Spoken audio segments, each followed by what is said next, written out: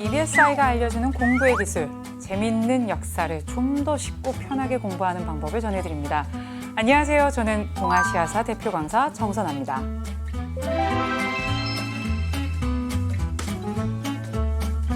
안녕하세요. 저는 세계사 대표 강사 유성환입니다.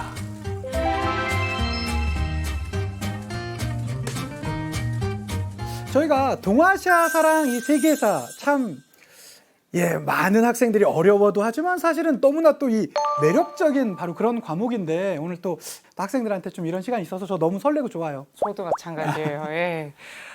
동아시아사, 세계사. 역사는 결국 하나의 스토리이기 때문에 이야기의 흐름을 쫓다 보면 모든 이야기가 다 이렇게 유기적으로 연결되어 있다는 것을 알 수 있는데요. 왜 이런 일이 발생하게 되었는지, 또 이에 따라서 어떤 사건들이 발생하는지, 그 인과관계 안에서 어떤 인물이 또 등장하는지 거대한 역사의 흐름으로 이루어진다는 점에서 굉장히 명확하게 공통점이 있는 과목이에요. 맞습니다. 그 세계사와 동아시아사, 이 두 과목의 특징과 차이 명확히 한번 정리해 볼까요? 먼저 세계사부터 우리 대표 강사 유성환 쌤 이야기 좀 해주세요. 일단 뭐 세계사는 솔직히 뭐 다 아시는 것처럼 내용이 많습니다. 그래서 많은 학생들이 암기량이 좀 많다라고 생각하니까 되게 부담스럽게 접근을 해서 사실 선택자가 그렇게 많은 과목은 아니죠. 그런데 사실은 오히려 암기량이 있기 때문에 저는 조금 더 쉽게 접근할 수 있다라는 생각이 들거든요. 뭐 내용을 꼬거나 이렇게 되지 않고 딱 정형화되어 있는 형태의 문제들이 좀 많기 때문에 틀을 잘 잡고 그것에 접근해 나간다면, 즉 개념만 좀 탄탄하게 갈 수 있다면 오히려 다른 그 어떤 과목보다 가장 쉽게 공부할 수 있는 과목이다, 이렇게 말씀드리고 싶어요. 네, 맞습니다. 동아시아사도 사실은 역사 같은 우리 형제 과목이잖아요. 그렇죠. 우리 같이 가야 돼. 네. 진짜 역사는요, 여러분, 정직해요.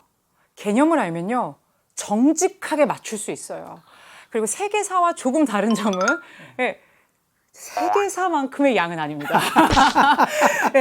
왜 뭐냐, 우리 아시아, 동아시아. 일단 국가가 적어. 좀 적어. 좀 적어. 조금 양이 적어요. 그래서 사실 선택자 수도 조금 더 많습니다. 이 시대사 속에서 테마, 주제를 통해서 이거를 조금 정리하다 보면 여러분들이 훨씬 좀 카테고리화해서 진짜 정리하기가 좋고요.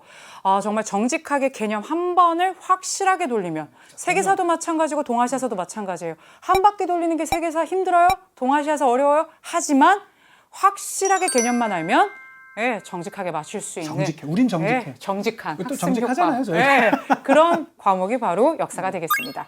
그러면 굳이 차이점을 구분해 보자면 세계사는 좀 분량이 많다라는 데 좀 있는 것 같고요. 그러다 보니까 오히려 국가별로 이렇게 딱딱 정리하기는 조금 더 좀 쉬운 부분은 또 좀 있는 것 같아요.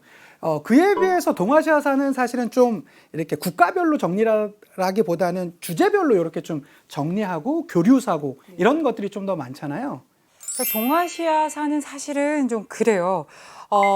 한국, 중국, 일본, 그리고 베트남 지역까지 좀 다루고 있는데, 이 세계사 20문제 중에 우리가 흔히 얘기하는 아시아사라고 하는 중국사, 일본사 문제가 굉장히 많이 출제되잖아요. 겹치는 게 좀 많아. 많이 겹쳐요. 출제할 때도 맞아요. 굉장히 고민스럽거든요. 그렇기 때문에 동아시아사, 세계사를 같이 공부하면 사실 공부량은 줄어들고 이해도는 훨씬 더 깊어지고, 그래요. 동사 때 깊게 공부한 것을 세계사에서 같이 맞출 수 있는 그런 전략적인 과목이 바로 동아시아사와 세계사가 우리가 되겠습니다. 흔히 쌍사라고 쌍사로.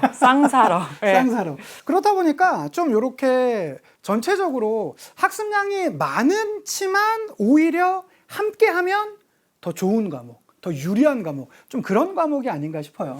많은 학생들이 사실 역사 과목들을 암기 과목이라고 이제 얘기들을 하는데, 그쵸. 네. 암기할 거는 있긴 있습니다. 근데 얘기했잖아요. 전반적으로 크게 먼저 숲을 보고요.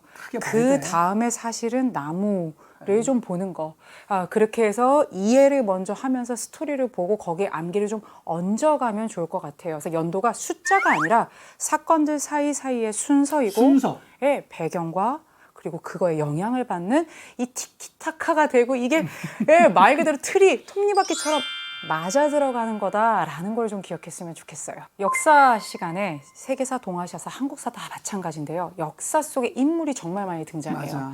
여기서 제일 중요한 포인트는 무엇이냐? 그 남자, 그 여자가 낯설지 않게 만드는 거예요. 친숙해져야 돼. 네. 친해져야 돼. 배경도 사건도 모두 다 아니고선 인물 얘기를 하자는 거는 최면입니다가 아니라 그 친구, 그 사람, 역사 속의 인물과 나와 접점을 만들어서 내적 친밀감들을 좀 만들어가면 이야기가 달라붙게 돼요. 그 방법, 선생님 한번 얘기해 주세요. 네, 아니 특히 동아시아사에서도 보면 진시 황제가 너무 많이 나오더라고요. 근데 세계사에서도 많이 나옵니다. 그러니까 동아시아에서 나오는 인물 문제, 진시황, 특히 뭐 연이어서 계속 나오고 있고, 최근에 세계사도 마찬가지지만 동아시아에서도 동일한 인물이 이렇게 연속 나오는 게 사실 찾기가 쉽지 않잖아요. 예, 그렇기 때문에 이러한 인물을 딱 잡게 되면 특정 인물, 뭐 진시 황제도 마찬가지고 그 이후에 나오게 되는 몇몇 인물만 딱 잡게 된다면 상당히 쉽게 공부를 해 나갈 수 있을 것 같습니다. 그러니까 진시 황제 한 명만 두고 보더라도 세계사, 동아시아사 둘 다 출제가 되죠. 그럼 진시 황제 그러면 이제 학생들이 다 정리합니다. 만리장성 축조, 뭐 도량령 통일, 화폐 문자 통일 다 나와요.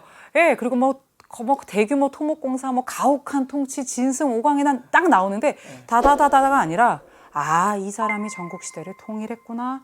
그리고 나서 통일 이후에 이러이러한 정책들을 펼칠 수밖에 없겠구나. 근데 흉노는 저러고 넘어오니까 축출을 했는데 그걸 앞으로 어떻게 막을 거야. 그러니까 만리장성 축조를 시작하는구나. 얘기를 계속 그 인물을 중심으로 두고 어떻게 해요? 가지를 치면서 어떻게 쌓아가는 것. 그게 세계사 동아시아사에서 결코 빼놓을 수 없는 인물 공략법일 지금 거예요. 진시황 한 명을 말씀해 주셨는데 진나라 전체 설명을 다 해주셨잖아요. 이런 것처럼 사실은 세계사도 그렇고 동아시아사도 그렇지만 하나에 대한 스토리에 대해서 쭉 그 스토리만 한번 탁 몸에 얹히기만 하면 그냥 배를 타고 항해하듯이 이렇게 갈 수 있는 과목이 바로 이 역사 과목이 아닌가 싶습니다. 예, 바로 이런 방식으로 스토리텔링 하는 것이 인물 공략의 핵심이자 역사 공부의 비결이에요. 그럼 하나만 더 팁을 드리자면 진시 황제만큼 많이 나오는 동사에서는 진짜 진시 황제가 3번 나오면 이거 가나요, 얘도 이제? 3번 나와요. 무조건 나와요. 가야지. 누구예요? 한무제잖아요. 근데 비슷하거든. 다 잘났고 그리고 막 정복전쟁 많이 하고 시대가 다르지만 이들이 헷갈릴 수 있는 포인트를 이제 좀 구분해서 암기. 사실 거기서 암기가 필요한 거거든요. 그러면서 우리가 좀 비교하고 정리하고 그러면 벌써 진시황제 됐지, 한고조, 한무제 쫙 되는 거예요. 기출 벌써 3개가 되는 거죠. 사실 스토리는 되게 비슷하잖아요. 맞아요. 진시황제도 그렇고 한무제도 그렇고 했던 업적이나 성격은 되게 비슷한데 약간씩의 그 차이만, 그 디테일. 그것만 구분하면 되니까 그런 것들 하는 형태로만 해 나간다면 사실 역사 공부가 가장 쉽고 가장 효율적이라고 역사 교사로서 이렇게 말씀드릴 수 있을 것 같아요. 네, 짧은 시간 동아시아사 세계사 얘기를 나눠봤는데요. 간단히 정리해 보겠습니다. 첫 번째, 역사는 무조건 개념이에요. 개념? 그 개념을 제대로 하면 어떤 활용 문제도 다 할 수 있어요. 개념을 제대로 합시다. 그 다음에 세계사 동아시아사는 연결이 되어 있기 때문에 같이 공부하면 확실하게 시너지는 상승이에요. 쌍사. 네, 한 바퀴 돌리는 게 결코 만만치는 않습니다. 그게 힘들어요. 맞아요. 그 한 바퀴에 완주를 하게 되면 연도가 숫자가 아니라 순서로, 그리고 그 인물이 내적 친밀감이 장난 아니야. 완전 다 아는 친해져. 사람, 완전 완전 친해져요. 친해져. 네. 그렇게 해서 결국에는 그 스토리를 나만의 이야기로 여러분들이 구성할 수 있게 될 거고요. 세계사 동아시아사 반드시 1등급 만점으로 함께 할 수 있습니다. 맞습니다, 여러분. 역사는 개념의 비중이 높은 과목입니다. 그렇기 때문에 시험 문제는 개념을 알고 있다면 그 어떤 과목보다 손쉽게 그리고 가장 만점을 확실하게 맞는 과목인 것 같아요. 정직하게. 정직하게 초반에 말씀해 주셨던 것처럼, 그러니까 철저히 준비하고 또 같이 준비하면 또 쉬워지니까 그 시너지로 함께 가게 된다면 가장 정직하면서도 확실하면서도 재미있는 과목, 후회 없는 선택이 되리라 확신합니다. 역사는 암기 과목도 아니고 과거가 아니라 이 과거를 돌아보고 현재의 나를 되돌아보며 미래를 설계할 수 있는 정말 아름다운 학문입니다. 그리고 내가 아니라 타자까지도 이해할 수 있는 우리 안목과 그런 것들이 확장될 수 있는 과목인데요. 여러분들 이 역사 과목의 진짜 그 백미, 동아시아사, 세계사 여러분들과 함께 하고 싶고요. 우리 동사대군들, 세계사대군들, 최정예 요원들 기다리고 있죠? 함께 하고 싶습니다. 네, 여러분, 오늘 정선아 선생님과 함께 이야기 나눠본 역사 속 인물 공략 기술법 어떠셨나요? 역사 과목을 정복을 위한 여러분들에게 좋은 시간이 되었기를 바랍니다. 예, 전국의 수험생들과 예비 수험생들 합격의 그날까지 저희가 끝까지 응원하겠습니다. 여러분 모두 화이팅!